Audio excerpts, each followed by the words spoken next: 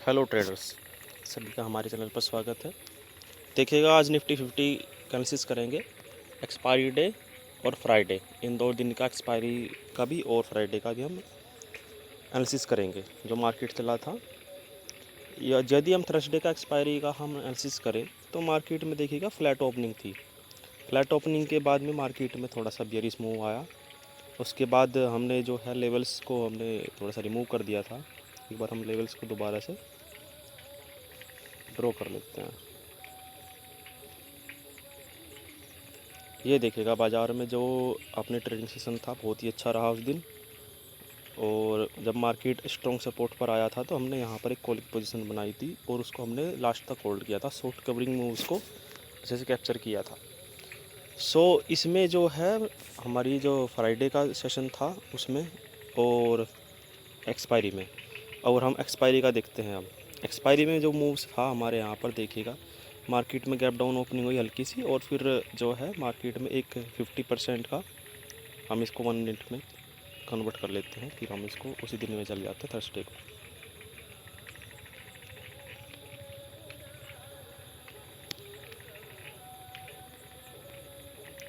देखिएगा 10 तारीख की हम एक्सपायरी को हम चेक करेंगे एक बार। ये देखिएगा बाज़ार में हमने कैसे ट्रेडिंग की। यहाँ पर हमने फिब लेवल जो है मूव कर दिए थे। हम टॉप से बॉटम तक एक फिब लेवल ड्रॉ करेंगे। जब मार्केट 0.5 लेवल पर यहाँ पर रेजिस्टेंस ले रहा था तो हमने यहाँ पर एक स्कैल्प किया। इस वाले कैंडल्स पर हमने एक स्कैल्प किया, क्योंकि एग्जैक्ट 0.5 लेवल से ही मार्केट जो है रेजिस्टेंस ले रहा था। और हमारा 0.6 लेवल यहाँ पर वो था एसएल। एक स्कैल्प हमने यहाँ पर किया। जब बाज़ार यहाँ पर रुकने लगा तो हमने यहाँ पर अपना प्रॉफिट बुक करके हम निकल गए ट्रेड से। फिर जो हमारा ये एक्सट्रीम लेवल का एक लेवल था 0.6 0.7 लेवल पर, जब मार्केट यहाँ पर आया फिर हमने यहाँ पर एक और बॉटम के लिए स्कैल्प किया। हमने कोई भी बुलिश ट्रेड नहीं किया, इसी वजह से ही नहीं किया। ये वाला लेवल्स जो है 0.5 0.6 लेवल जो उसी दिन से ड्रॉ था, और फिर यहाँ तक हमने इसको जो है ड्रॉ किया। 0.3 लेवल से मार्केट ने फिर से सपोर्ट लिया और मार्केट फिर से वापसी आया तो हमने फिर यहाँ पर एक और पुट का ट्रेड लिया था। मतलब कि हमने कई ट्रेड किए और अच्छे खासे पुट की ट्रेड ही हमने लिए। ये किस लेवल से हमने ट्रेड लिए ये मैंने आपको बताया, 0.5 0.6 लेवल से। जो अपनी फिबोनाची थ्योरी है उससे हमने इस ट्रेड को इनिशिएट किए थे और अच्छे खासे प्रीमियम में हमें इंक्रीमेंट देखने को मिला था। बाज़ार अच्छे खासा बेयरिश था तो कहीं पर भी बुलिश मूव देखने को नहीं मिला, और हमने यहाँ पर हमेशा मतलब उस दिन हमने जब 0.7 लेवल पर आया तो हमने फिर एक और मतलब के शॉर्ट ट्रेड लिया इस लेवल से। वो मार्केट में बॉटम तक आया, बिल्कुल अपने स्ट्रॉन्ग सपोर्ट तक आया, और फिर मार्केट लगातार वहीं पर कंसोलिडेशन होके क्लोज़ हो गया। अब हम यहाँ पर जो है 11 तारीख का चेक करते हैं। 5 मिनट टाइम फ्रेम में आ जाते हैं। मार्केट जो है कंसोलिडेशन फेस को ब्रेक डाउन कर चुका था। ये देखिएगा, जब बाज़ार में यहाँ पर ट्रेड इनिशिएट किया हमने, वैसे तो हमने टॉप पर ही सेट कर दिया था जो कि हमारी 1 मिनट की स्ट्रेटजी है, पर यदि हम एक्चुअल का ट्रेड बताएं जो हमारा बन रहा था वो हमारा यहीं से ट्रेड बना था। आप हमारा शॉर्ट वीडियो भी देख सकते हैं जा कर के। उसको हमने काफ़ी देर तक होल्ड किया। जब मार्केट यहाँ पर काफ़ी देर तक फंसा रहा तो हमने यहीं पर ही उसको बुक कर लिया। इसलिए बुक किया क्योंकि मार्केट एक रेंज में है तो मार्केट किसी साइड भी ब्रेकआउट या ब्रेकडाउन कर सकता है। तो इसी साइकोलॉजी से हमने इस ट्रेड को बुक भी कर लिया था तुरंत ही। फिर हमने मार्केट में एक और बुक किया ट्रेड जो कि 0.5 0.6 लेवल था। देखिएगा, यदि हम यहाँ पर सभी लाइंस को रिमूव कर दें तो हमको यहाँ पर देखने को मिलेगा कि ये लेवल्स हमने कैसे ड्रॉ किए और कैसे हमने इस ट्रेड को फाइंड आउट किया।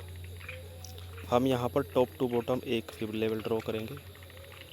जो मार्केट डाउन आया फिर उसके बाद रिट्रेस करने के लिए ऊपर गया तो देखिए 0.5 लेवल 0.6 लेवल पर हमने ऑलरेडी लाइन ड्रॉ कर रखी थी।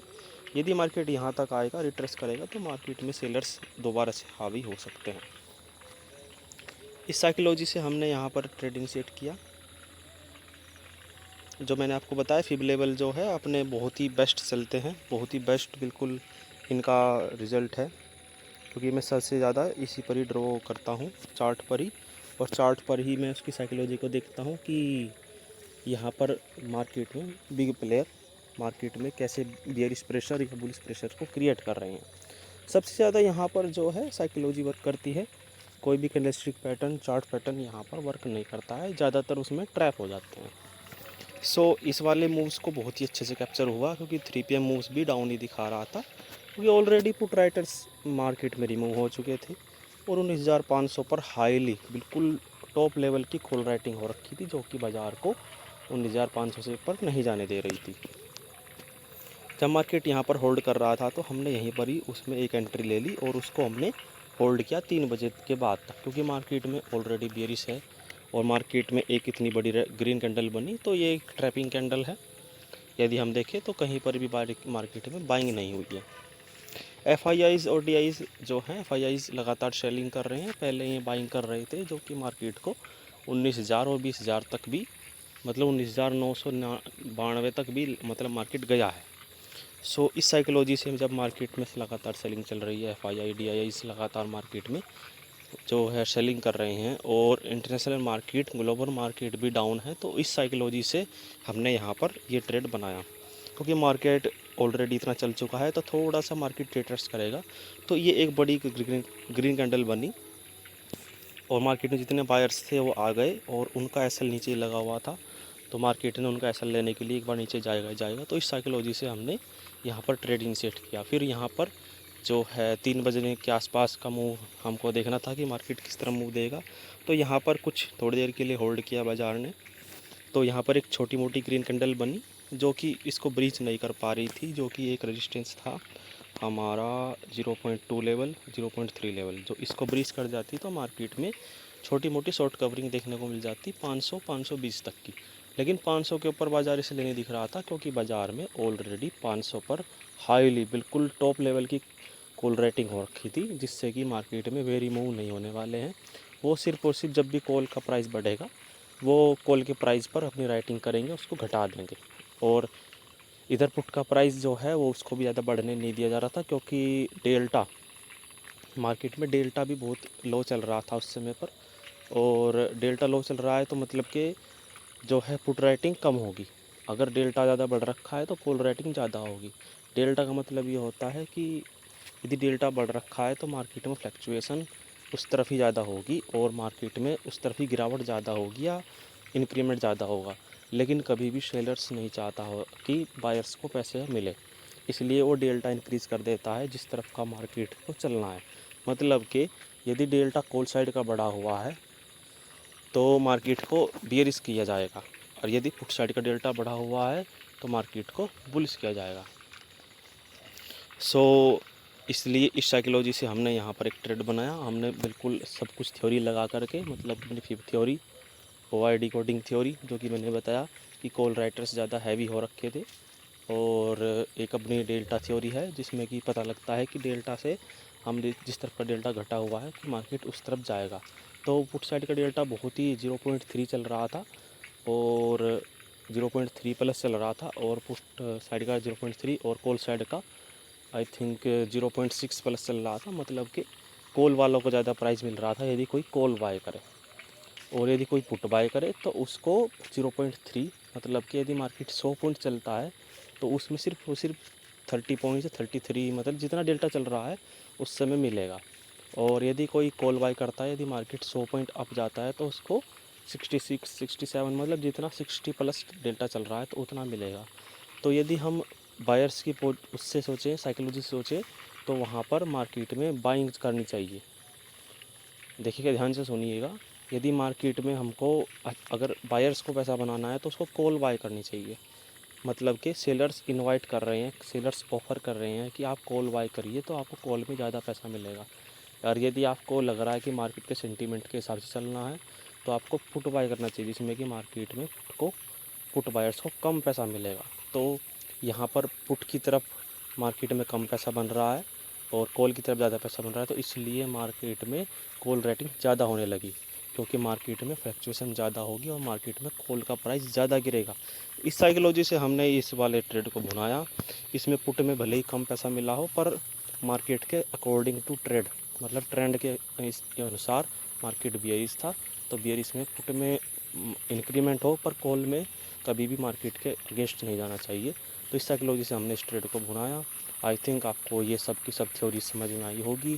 थोड़ा सा ग्रीक्स भी देखना होता है बाज़ार में। ओवाई डिकोडिंग थ्योरी है हमारी, उसके ओवाइस को हम ट्रैक करते हैं कि स्मार्ट मनी क्या कर रही है। इंटरनेशनल डाटा, इंटरनेशनल मार्केट भी देखते हैं हम, जो कि मार्केट में जो मार्केट को टर्न कराती है। जो 12:30 पर मार्केट्स खुलती हैं UK 100, और हम यहाँ पर ई मिनी देखते हैं जो कि डाउ फ्यूचर्स है, और SX निफ्टी जो लगातार चलता रहता है, उसको भी ट्रैक करते हैं। मार्केट में कभी भी ट्रेड को इनिशिएट करने के लिए कोई भी थ्योरी नहीं लगानी चाहिए। हमको कई जगह पर उसको सेंटिमेंट्स को देखते हुए, तब तक हमको उस पर विश्वास ना हो कि हाँ हमारे ट्रेड जो है फेवर में जाएगा, तब तक हम ट्रेड को इनिशिएट नहीं करते हैं। काफ़ी कुछ कन्विक्शन करने के बाद ही हम ट्रेड में बैठते हैं। और फिर यदि अगेंस्ट भी जाता है तो अगेंस्ट के पीछे की हम साइकोलॉजी भी देखते हैं कि इसके पीछे क्या सीक्रेट था कि मार्केट हमारे अगेंस्ट क्यों गया। सो आई थिंक आपको हमारी आज की बात समझ में आई होगी कि हमने यहाँ पर 0.5 लेवल से क्यों ट्रेड बनाया, और मार्केट 0.5 लेवल से ही क्यों गिरा, और 19,500 का लेवल क्यों ही इतना बड़ा स्ट्रॉन्ग सा रेजिस्टेंस था। तो इसी के साथ ही आज की वीडियो में इतना ही। फिर यहाँ पर हम मंडे से अब ट्रेडिंग प्लान करेंगे। अब वीकेंड अच्छा जाना चाहिए। हमारा वीकेंड अच्छा गया, आई होप सभी का वीकेंड अच्छा जाएगा।